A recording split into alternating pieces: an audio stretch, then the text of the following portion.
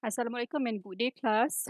Previous lesson, we have managed to explore the definition of power and countervailing power. Now, let's proceed to the sources of power. As you can see from this slide, there are five sources of power: legitimate power, reward power, coercive power, expert power, and referent power. The following slide, you are going to see the definition and how these sources of power works.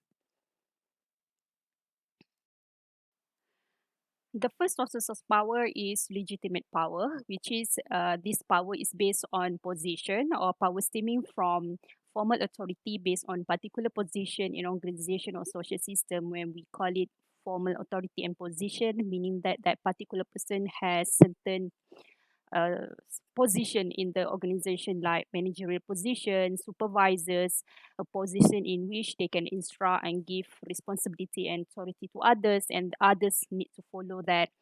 So we can call also legitimate power as an agreement among organization members that people in specific roles can request certain behavior from others, just like what I mentioned earlier. For example, here I can give you like managers have legitimate right power to tell employee what tasks they need to perform, to work with, the company resources they can use and so forth. And the employees need to follow the supervisors or boss request because they have to agree to follow a range of requests based on that particular person position. The second source of power is reward power, which is like legitimate power. This power is originate from the person position. This power derives through the ability to control the allocation of reward. It means that this person have the ability to control the allocation of reward valued by others, remove negative sanctions. Managers also can reward employees in terms of pay, promotion, salaries, time off, vacation schedules, work assignment, and many, many other options.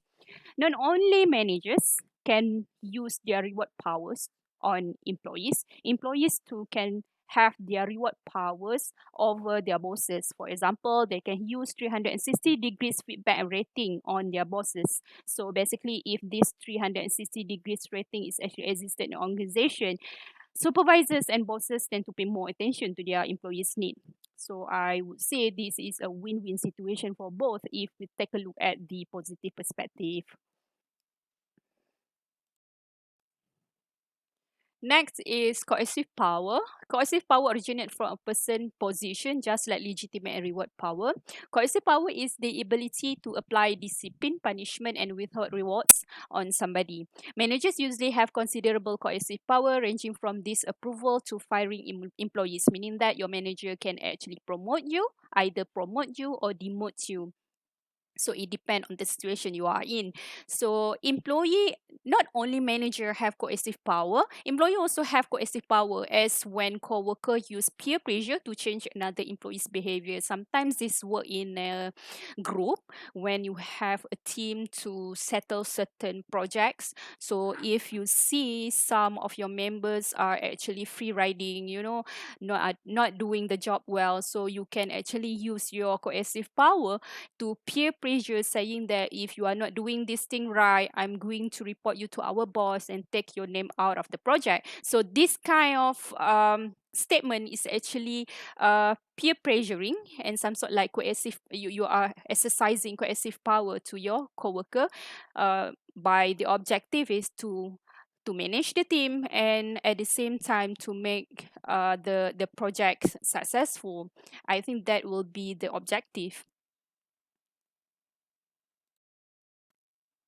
The next sources of power is expert power, which is originates from within the person. This power is ability of someone to influence others by possessing knowledge or skill valued by others.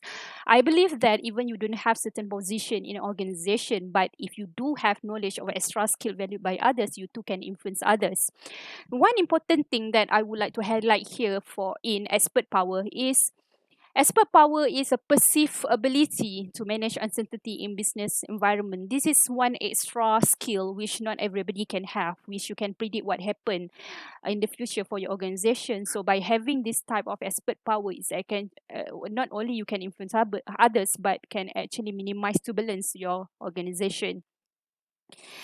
However, in another angle, I can say that this power can be nurtured, which is you can have extra knowledge or skill by having training, by expanding your wisdom and so forth. The last sources of power is the referent power, which is originates from within the person, just like expert power. Referent power is the ability of someone to influence based on personal liking, charisma, and reputation.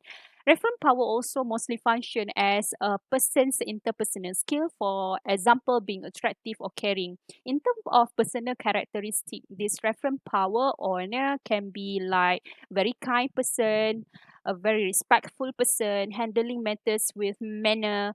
In terms of charisma, which is not everybody can have charisma aura like that.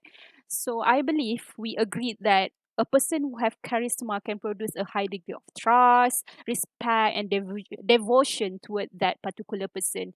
Some sort like we being attracted to them like a magnet. So not everybody can actually have this response power. So class, that's it. The five sources of power. You can have your further reading with your online textbook. After this, we are going to explore on influence tactic. Thank you.